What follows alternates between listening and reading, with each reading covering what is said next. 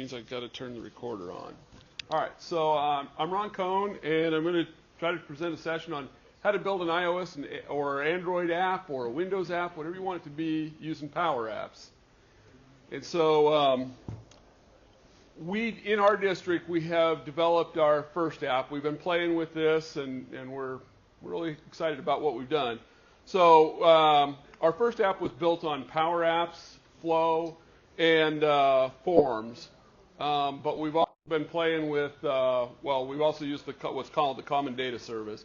We've played with and looked at Power BI, and I'll talk a second about it, but we haven't implemented or used it yet. So one of the things that we were really excited about when PowerApps came out is we needed to do something that was accessible across, we had people with an Apple phone, and we had people with an Android tablet and, Windows laptops. And we needed a device or a system that we could access across all of those for our help desk. We discovered that we weren't very satisfied with the ACPEnw's help desk. If any of you tried using that? So we were looking for a more customer-friendly environment. And we actually looked at Microsoft Office Dynamics, and we're looking at it, and we're looking at the setup, and we're just like, gee, just to get the page built and the process built for a user to submit a ticket, it's going to take us 80 hours. I think we can build a better app than that in PowerApps. So we just started playing around. It's really pretty simple development platform. And so these are just some screenshots out of getting it. So basically go to any of those app stores and you'll download the app, PowerApps app. And then in it, when you launch it, this is just a shot off of a phone, and it pops up, and you can see we've got a crazy list of help desk apps there. So we've got tablet, district, and field app, and tablet staff, and phone staff. And they're just different specialty functions accessing the same database. So we can deploy these to specific individuals, and they've got an app that works for them in the situation and is formatted nicely for either a phone or tablet. And then the simple thing for our users was that all you have to do is log into your Office 365 account, and it starts showing you apps that are being pushed at you. Forms was a simple way to, first we did some little surveys with it. But what really got to working for us and paying attention was that we could combine the forms with Flow and make some real workflow choices and progresses. It's also an easy way if we go to push to teachers and they want a way to submit a help desk ticket or to do something. It was easy for them to just go to a web page, submit a ticket, and it just flowed into the system. Nice part also when we were looking at it, because we were having some questions, the data for forms is all stored in the United States. So unless you're a European tenant, all data worldwide is stored in the US for forms, so it doesn't leave. And it gave us a quick way to export it to Excel. So if we wanted to do charts and graphs on tickets and frequent users, frequent flyers, we could do that. And one of the first examples we created was actually did it for a district across the river from us. My son works there, and he came home with a grumble about School Dude. And so we helped him set up what he calls the hot and cold log for classrooms. And it was just a simple form where they could send their teachers to it and secretaries, whoever, and they could fill it in and real quick tell whether the class was hot or cold and what the problem was. And he's had that form up for about 3 months. They've got like 760 plus responses. And so he was real excited with how it was working, because then on the background it's modifying that information and putting it into a flow and delivering that where it needs to go. So flow is a basic process. Just it grabs anything from a source, some other source. It could be from an Excel spreadsheet, it can be an on-change record in a database, and lets you modify that and then send that. So you can connect it to other services. So you can connect it to your email service. You can connect it back to a database. And it's just an if this, then this type functionality. But you can create, loops in it, and you can create some very complicated processes for your workflows. And it links out nicely to, Dropbox and Twitter are a couple, but it also links to Slack. So for a while, we were playing around. We were using Slack to test it out, and it was working well with that. So this is just kind of an example of a flow, just showing you that we're grabbing some data from the forms. We're going to put that data to SharePoint, and then we're going to actually process the data through and go to Outlook, which it's kind of strange when you look at it because it's just the graphics for the symbols. So that part was a little bit for me to get used to. And then it shows on the side when we're getting ready to edit it, exactly what connections and who's using those connections. And then it'll also show you, I didn't grab that part of the screen, but it'll show you how many times the flow has run and if it's being successful. So you'll know if something went wrong, like a password got changed on an account that you're using in the process to manage some data. So one of the things is to create and edit a flow. So it's got a nice all web-based drop-down. So you're saying, what do you want to do? Well, okay, when the form is submitted, I want to grab that form response. And what do you want to do then? So, okay, I'm going to apply it to each new form response I get. And I'm going to get a list. First thing I want to do is get a list of those responses so that I can get all the fields gathered up. And then I get those response details, and then I'm going to create an item. So in this case, we're creating an item out in SharePoint. So you tell it, where you're creating it, and cuts off. But basically, you're taking all of those elements from the form, and you can apply them to different fields on a SharePoint list or a data in a table in a database, however you want to do that. And the nice part is you can reuse that data. So like we can grab the user who submitted the form for Active Directory. Well, then I can automatically, because I can get that user, then I can get their email address out of Active Directory. I can get back their actual user name, so I can get their first name and last name separated, and I can use that data in an email that I'm sending out and kind of personalize the email. When you're doing stuff in there, you can add an action, condition, you can add a switch case, add and apply to each, so you can create the looping, add a scope to limit what you're applying to, and you can start to create parallel branches. So if an object splits off as true false off of an object, you can start to say, okay, well, on a true statement, I want to do this. I want to email them. On a false, I want to notify their supervisor or something different. So one of the other big things that comes with the service for Power Apps is the Common Data Service. And the Common Data Service is just a giant SQL database, I guess, that has got all of what Microsoft has gathered over the years from consulting work, the common elements. So they have a customer, they have an account, they have a table that is case. So if you actually looked at case, and you can actually build a complete help desk solution that has knowledge base articles and everything just using their standard built-in elements in the Common Data Service. And really how the Common Data Service flows is you've got the data service that lets you access it, and what you've got behind it is the Common Data Model. And so this is an example. I just pulled up a page called Account.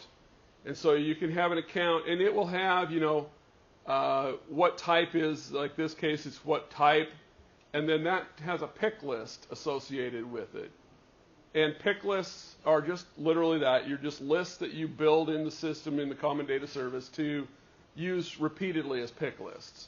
So yes, no might be one of your pick lists. Some of them would be like, we built a pick list for all of our buildings. So you can just tie that to a pick list. You can fill in, they've got the default information, organization name and full name and different things. You can, so in this case, an account is a person in a sale. This was out of the sales system. And so you can get all the different information. I think there's 100 fields on just the account alone. So you have to work through and kind of figure out what you want to do. And so, there's, the other nice part is off these common data models, you can build a default app. So you can literally just point PowerApps and say, I'm going to point at this common data model, and it will build you a complete app that you can start from. The thing that we're working next with is gateways. So the gateway is a service that you've got to set up on your your device inside your environment that will allow the Common Data Service and the PowerApps environment at Microsoft to connect back to, and in our case, we want to connect back to our SQL and our Oracle databases. So we're working to get the gateway up and running on that. And we hope to be able to leverage some other things, and I'll kind of talk about what we're doing with that. And actually, our Jake Gleason, who does our development, is setting that up as we speak this week, so I'm hoping to get home and find it working. Power BI is just a tool that's aggregating data visually. And so we do a lot of this right now. We've done it through SQL reporting services. So we didn't jump right on this, but we're now starting to see like, well, okay, this is interesting for us because it's got a little more flexibility to draw data in from other sources that we have a difficult time. We're a Power School District, so we have an Oracle database. SQL reporting services does not like us to feed variables into the queries that draw from Oracle. So it gives us a little bit of a fit when we want reports that, I already know where you're at. I know who you are. You've logged in. I only want to show you your building's data. Well, in SQL reporting services, I've got to build a report for each building because we can't make it draw correctly without that. Whereas with Power BI, we'll be able to translate those locations and feed it before it goes to the SQL in the query and make it work better for us. So one of our first projects was to create those help desk applications we were talking about. And we did created the first one was a phone and a tablet app for our staff. Some employees and the help desks could make requests. We just wanted them to be able to get in, put it in instead of having to call the help desk and put it in that way, or send an email that really, no matter how much we've tried over the years, is a frustrating process because it would come with incomplete information. So now we can build it and force them to answer certain questions they can't submit until they answer all the questions. So we've got that tablet app for staff and a phone app for staff if they want to use it. We've also linked it up off of a website so they can just submit a form. We also built a help desk app tablet for the schools. So the difference between the school one and the other is, in the school one, if we give you access to that, you can put a ticket in for anybody in your building. So you can come into it and you have a different set of rights set on the back end. And so you can go, all right, I have access to a whole building. I can put tickets in for other people. I can see the statuses of all the tickets. And then our field techs that are out in the buildings running around working on tickets, they were like, we want a better, faster interface for us to just, enter and update our tickets that I'm working on. And so Jake, okay. So 2 hours later, because he's already got all the other stuff for the other fields, he's built them a little tiny phone app that, pops up and they can just run around and click on the ticket. The only tickets showing to them on it are the tickets assigned to them. Let's say he did make an option for them so they could search all tickets in a building if they wanted to, but initially they really just wanted the tickets assigned to them, and they'd pull it up and make a quick edit on it, type some notes in, and close the ticket and let the process kick off. And then we've built a main help desk application that is for our help desk staff or like our help desk manager to be able to look at and see what's going on in that environment. And they can look at all the tickets. So I'm going to click in here, and I got a little video for a second. It's going to move around. We'll talk about some features in here. I hope that it moves around. Maybe I have to click.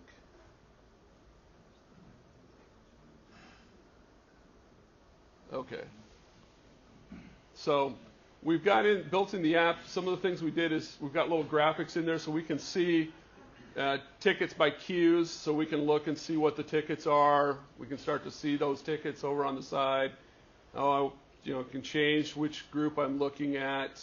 And that's just gives us some extra information. I can show all tickets. So we've got you can do different filtering on these views.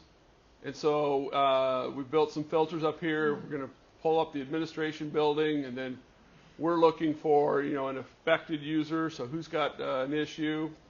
And so we can just start typing in their name, find all their current tickets. So if I'm sitting at somebody's desk or talking to somebody, I can quickly see whether they've got an open ticket already about the issue they're calling back about. So I can see what those tickets are, how to edit that. This is just the help desk field app, so it's just their view of the ticket, and they can just quickly click in and choose to edit a ticket.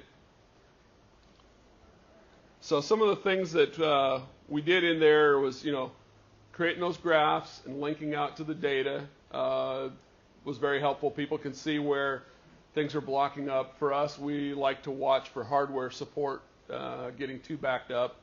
And so we wanted to see a graph, a nice pie graph that tells me real quick, oh yeah, we've got too many hardware tickets. I need to start having some of those tickets sent. We're a Dell self-maintainer shop, and so if that backs up too much, I just start having the equipment shipped back to Dell for repair rather than doing anything ourselves. Then the examples, another thing you can, the drop downs for the filtering and stuff. Then, oops, that just sent me back to there.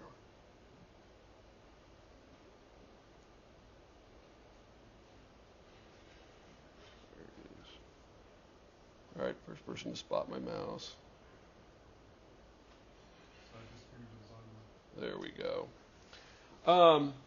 So this is kind of the screen that if you build an application, you're going to come in and you're going to see this screen. So you can either do your development through a browser, or there is a web or an app out of the Windows App Store for doing development there. The app has you can do some things in the app that you can't do through the browser regarding some graphics editing that Jake has done. There's a couple little functions that'll show up that you can create there and build, test, that then will require that. Although one of them that we used to have was regarding a list and sorting that list. That they've now built that into the web browser. So as Microsoft goes along, they're trying to bring everything so that the capabilities will be identical, the same. But what you've got is over on the left is a list of our pages in the app. So that just tells you all the different pages we've got. This is an example. This is the, what is this? The dashboard. So this is our first screen.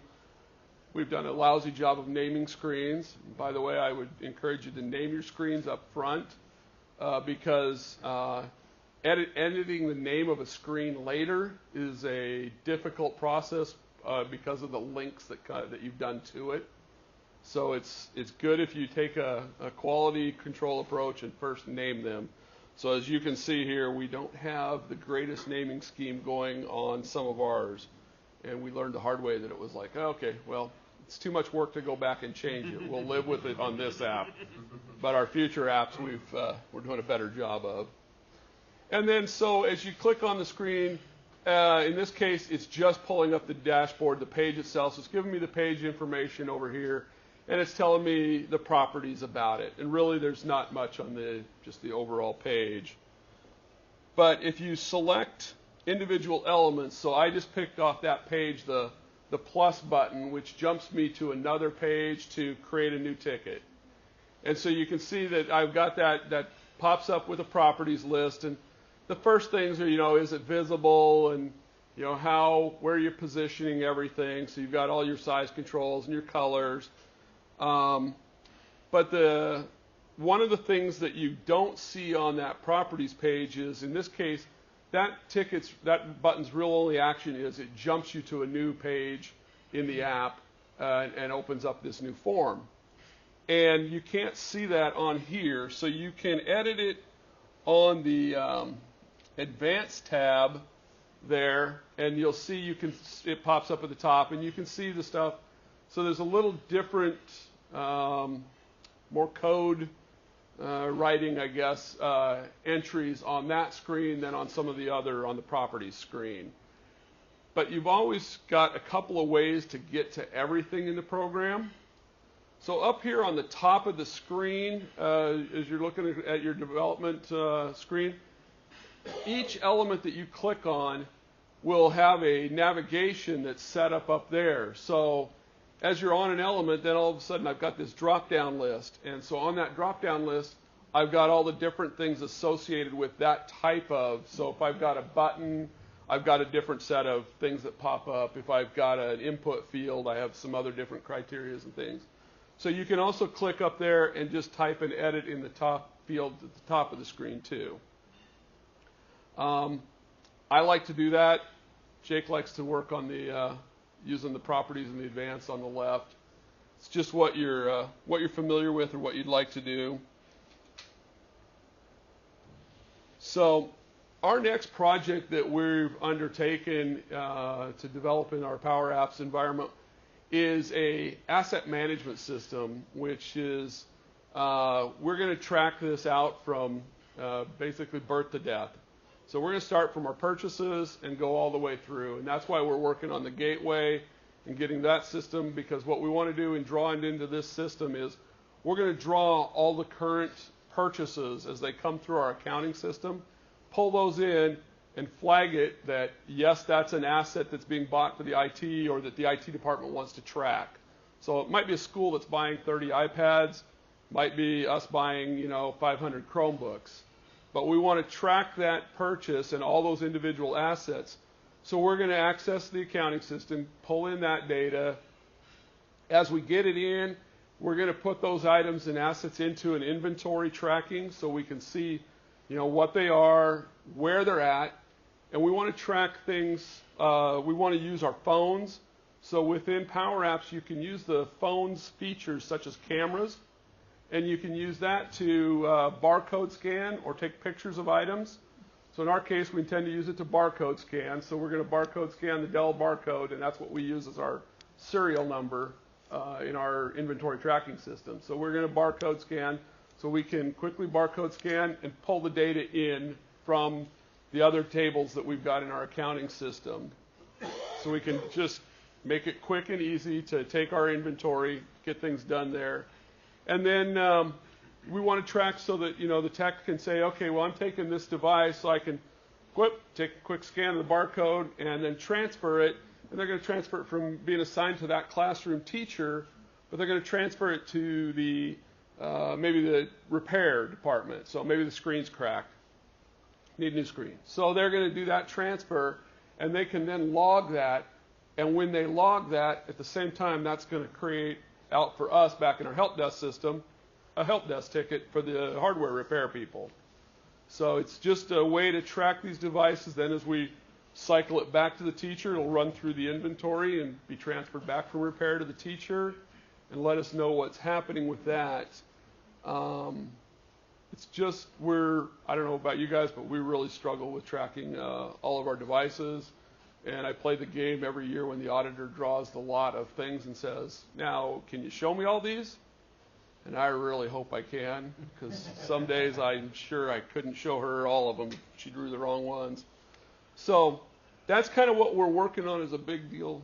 What app on the phone does that come up in? It comes up in PowerApps is the app on the phone, and so within PowerApps, if you're like me, we've got dozens of apps that pop up to us, but most of our teachers or our field techs and stuff have 2 or 3 apps that we push to them. Yeah, so I've had this sort of bigger picture observation that using Office 365, getting the apps out would make all the phones of everybody in the school district actually a device that then is a district device, really, even though they're not bought by the district. Our district, they tend to use the desktop Outlook for email and calendaring. Okay. Even just to give them the phone apps for Outlook would be a paradigm shift into using the Office 365 more broadly. And once they do that, if they have a couple of teams, and they can use the email and calendar for the team, it moves them off of that individual onto the team site of the same skills they already have. Yep. So a way of getting people, so to me that all these Microsoft products have apps on all the phones, it's like just a godsend. And I'll just a funny one for us. For teachers, we deploy the Outlook client. We had a problem earlier in the fall. Took us a little while to figure out what was going on. Teachers were complaining that they'd send emails, wouldn't be delivered for days. Turned out the teachers were actually going to what was supposed to be our student portal on identity automation to get to Outlook for the web. Oh, no. They're just clicking into Outlook for the web, and they're happy and using it. They get their emails. But it turns out when they get something to click a send, it was popping up a window for them with the send. They filled everything in, hit the send button. What we weren't catching was that was popping the Outlook client, putting it in the out folder on that client. Didn't actually send it from the client until you open the client. So we had a little learning curve in the fall, because we were like, well, why are you using the web app? Well, it's easy, and I can get to it everywhere. Okay, makes sense. So, all right, so one of the things that we went through a pretty large learning curve. I started playing with it because I wanted to develop an app to make my wife track sales tax information that I wanted for our tax return. So I started out with taking pictures of receipts and things. So I started out with this on a personal venture, but what led me through was to finding places like this. So there's the PowerApps site, and it's just a good source to get some basic information. And at the end of this, I'll give you a screen you can take a picture of with a URL where you can get to this slide presentation and you can download it. So, but it just talks about the different types of apps and talks more about the common data service. They're all pretty short, 2 to 10 minute reads, so it's not like a huge amount of time on this site. The other one that we use a lot was the PowerApps documentation. I'm happy to report that they update that thing all the time, like on at least a weekly basis, if not sooner. So we're always jumping in there to find things. And there's good tutorials on there. So if you want to create your first app and you want to get started, you can literally click on Create Apps, and it will help you build your first app. You can just kind of make up what you want to play with. We kept playing with the help desk stuff over and over from Microsoft, but it was just a good place for us to play and start to learn how to build an app. And then it's also got information on how to administer it. So as you get into doing more of it, like I was talking about with the rights, you're going to have to set some rights and change, who can have access. I don't want, people to be able to edit other people's tickets. And so it was easy to go in and, go through a little tutorial and then go look and say, okay, this is how we want to do this on our system, and set and manage those rights. And then the other great one is the PowerApps forums. We literally post questions in there. I'm by no means an expert on this subject, and so we'll post a question, and the forum is really good. They're really quick to respond. Microsoft monitors it, so some of the MVPs are in there and answering questions all the time. It's really helpful. And then the best source for me that we found for videos was Shane Young has a YouTube channel. If any of you use SharePoint, he did a lot of SharePoint stuff, still does, but he started a series, and I think he's got 12 or so videos in there about Power Apps that are really helpful. He'll spend a whole 15 minutes on a video, but it might be on how to create a sort button, or how to create a pop out, so if you wanted to pop some information out and looks like it's a floating screen, how to do some of that stuff. He's just got great detailed videos.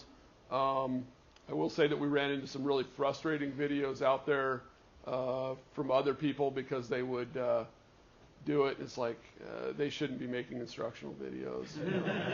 There's this one lady, an MVP from Microsoft that she's got one great video. It's got 6 really bad videos. I thought the second one when I was watching it was going to be it was like, it goes on and she's swapping laptops the whole time because they're dying. The batteries are dying in her presentation. And then I'm realizing that it's like the next time it's even worse. And it's like, okay, this lady's just not organized. I don't want to watch these videos. They're painful. But Shane does a good job of doing that. So there's the URL where you can get a copy of the slides. And I'm just open to hear what, as a group, what other ideas are you guys interested in, or what does this make you have questions? Can you speak to your other departments, like your business office, HR, or facilities, using this as their ticketing system and method for documentation? Okay, so our business office is looking at it surrounding, we have what's called overload pay for our district, for our teachers. We go over the contract language for a number of students, and they get extra pay per kid type situation. So they're looking at using this as, they want Jake to develop them a little app so teachers can log when they have questions about it, because inevitably they do have questions. And so they're looking at that. In our district, we haven't done anything. We do have School Dude in our maintenance department. They haven't really expressed any interest in doing it, so we're not pushing on that with them yet. My son, his district across the river, he was frustrated with School Dude, and so their maintenance is doing a lot more of the forms and flows to get going with that. They like that process because it quickly, the teachers can put something in, an email notifies somebody in the maintenance department immediately. They can assign that ticket to somebody and, figure out the process. But, yeah. Which PowerApp plan are you using? I'm sorry. Which plan are you using for PowerApps? Gosh, I think it's Plan 2. Is it the? That's $43 per user per month? No, we have a school agreement, Okay. so it's built into our school agreement as part of our overall licensing. Yeah. So we have the Office 365. There is your Office 365 when you license the Office suite. This all comes with it. The only thing that doesn't is the very, very advanced flows. If I can hit a limit on the number of flows I can run in a month, but it's like, I don't remember, some crazy number. Yeah, I'm never even close to it. But when I started doing this and bought into it, they were like, well, know that if you run enough flows, you'll have to pay an extra fee. I'm not even close. It's not even. I don't even know how I could get to that number. So common data service included with that? Common data service is included with that. So is your agreement a school agreement or an EES agreement? Well, It's an old school agreement that's probably now an EES agreement if I know my new terminology. And the other thing with the Common Data Service that's nice is it's got everything in it, so you can quickly go and duplicate your environment with the Common Data Service. So I can roll out a new Common Data Service environment, and we can use it for testing. So we do our dev work in one. We have a production one. When they came along, we wanted to roll out the app for the overload pay that they're looking at. We'll just spin up another environment to test that in and develop. So we don't step on the toes of our other projects. And they don't charge us anything to do that. Did you, so I played on PowerApps a few times, but I had trouble getting a public app working. Did you ever find a way of making it a public forum? I have not made a public app because I know, they're always for internal employees, so we haven't made a public app out of it. Okay. So I have no experience. So I noticed that your list of apps, you've got help desk staff, tablet, help desk staff, phone. So is there some time down the road where you're going to try to refine that, where the app will know whether it's on a phone or a tablet, or that the based on the username, it'll give you what app? I'm hoping they'll get there. When I initially started, I thought I would hope that it could be pretty dynamic. But what we found was the tablet apps would run on the phone, but it won't change the format of the page. And so we've ended up developing two separate apps. I mean, we literally copy and paste everything, but we've done it to keep the screen size formatting differently. Okay. But I wish it would size. Well, earlier you touched on the gateway. So is the gateway the same one that you would use for the Power BI component as well? Yes. Yeah, you can use that for Power BI and for PowerApps, flows. They'll all access that gateway once it's set up. So, and the one thing that I think one of his emails is to me this week was he's ending up with off the gateway using a linked server off of our SQL to get to the Oracle. He didn't seem to be able to get the gateway going directly to a Oracle environment. Are you on your gateway?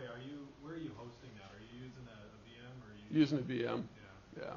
And for access, are you using a service account for that gateway, or how are you? We're using service accounts and we're trying to use service accounts. Like you saw on one of the slides, it says me as the connector on all that stuff. That's our dev stuff that we're playing with.